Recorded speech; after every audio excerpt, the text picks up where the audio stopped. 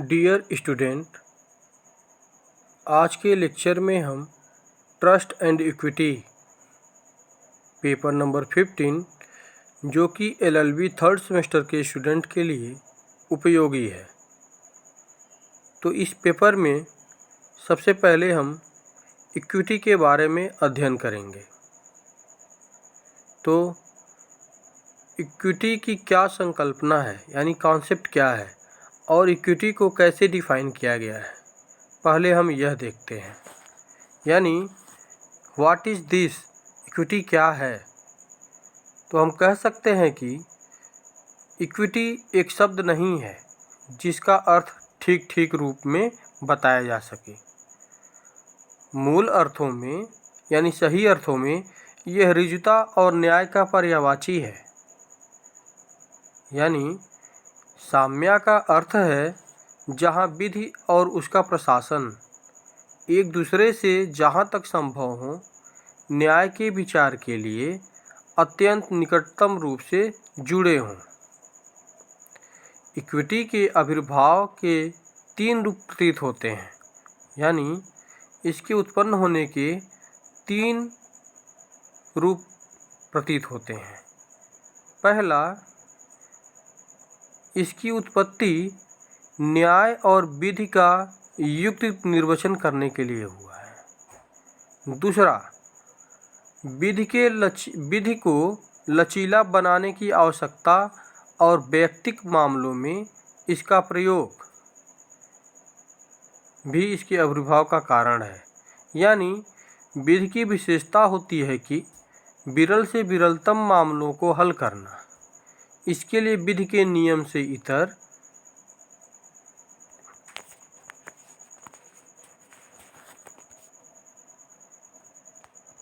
न्याय के विचार से उसे संपन्न करना होता है। और तीसरे रूप में इसकी उत्पत्ति हम कह सकते हैं कि विधि में अपूर्णता को दूर करने की उसकी आवश्यकता को पूरा करता है। यानी विधि में अपूर्णता को दूर करके उसकी आवश्यकता को पूरा करता है।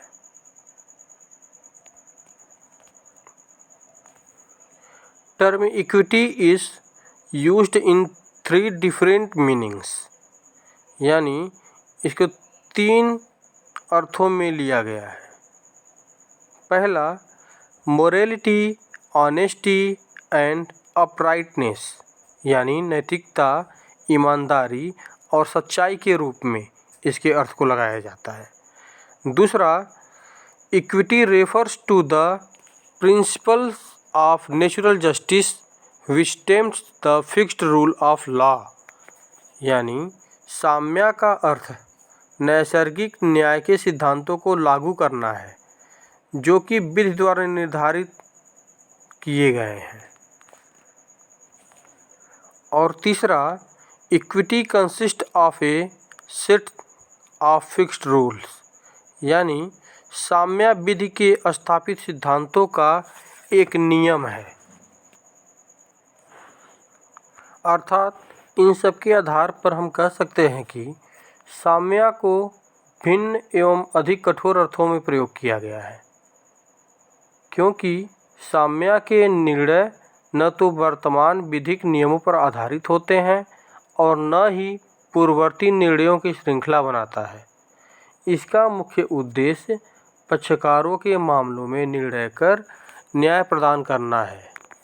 इसी प्रकार से आंग्ल विधि में इक्विटी कॉमन लॉ से अलग एक विधि के रूप में विकसित हुई है जो चांसलरी न्यायालयों द्वारा लागू किया जाता है, जबकि भारत में अलग सामयिक न्यायालयों की स्थापना नहीं की गई है, बल्कि साम्या के सिद्धांतों को देश की मौलिक विधियों में ही अंगीकृत किया गया है।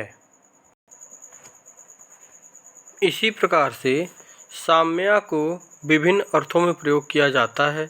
उनमें से 4 अर्थ महत्वपूर्ण हैं। पहला, literal sense. Equity is right as followed on the law of the nature, fairness and justice. एक बार फिर से, equity is right as founded on the law of the nature, fairness and justice. अर्थात साम्या से अभिप्राय है नैसर्गिक नियमों, निष्पक्षता तथा न्याय पर आधारित है। यही भाव सर्वाधिक लोकप्रिय है। और दूसरा है general sense. Equity which in human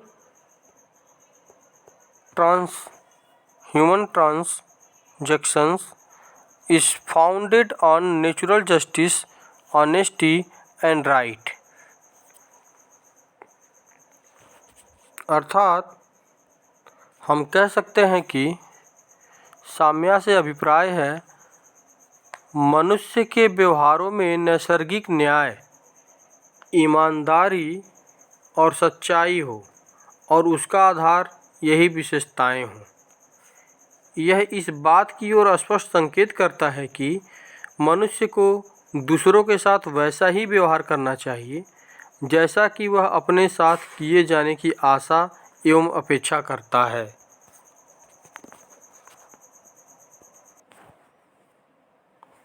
तीसरा, Roman sense. Equity means body of moral principles introduced in the Roman law by Praetor, which constitute equity by side of jus civile। और चौथा है English sense. It is the body of rules formulated and administered by the court of chancery to supplement the rules and procedure of the common law। तो ये चारों रूप जो है, इन चारों में इक्विटी के अर्थ को बताया गया है।